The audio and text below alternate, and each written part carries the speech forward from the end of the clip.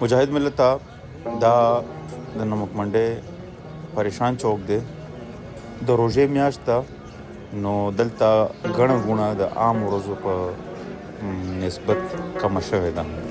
دا موږ د ملګري دوکان نه راووتو او زو د شوټ ځای اړخ ته چېرته چې موږ فوټوګرافي کوو د جیمسټون ویډیوز جوړو.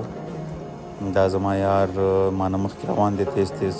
همیشه د ده دغه شان سټایل و چې دا تیز تیز روان وي، ګاډی ترې روان وي تیز. او روژه ده بس څه ورته ویلی هم نه شو چې هلکه لږ سلو شه، لږ صبر وکړه، ځکه چې بیا روژه ده نو دا خو جنګ دی. دلته دې ځای کې مونږ د کاڼو شوټ کوو، فوټوګرافي ویډیوز جوړو.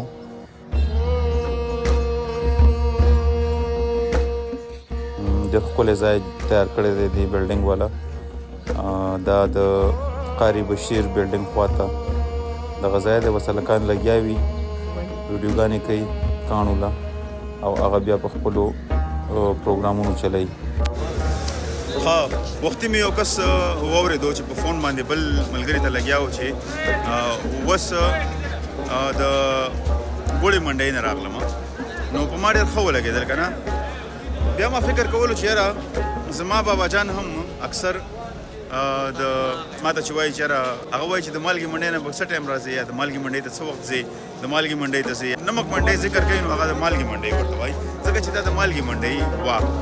خو چونکې دا د دې دا مشهوره په دې شوله چې دلته کاروبارونه یو څو داسې دي چې د غوښې کوم دلته کاروبار دی. تاسو ګورئ غوښې خوړلو دپاره دلته خلک ډېر زیات راځي. بیا د پنجاب نه خلک ډېر زیات راځي.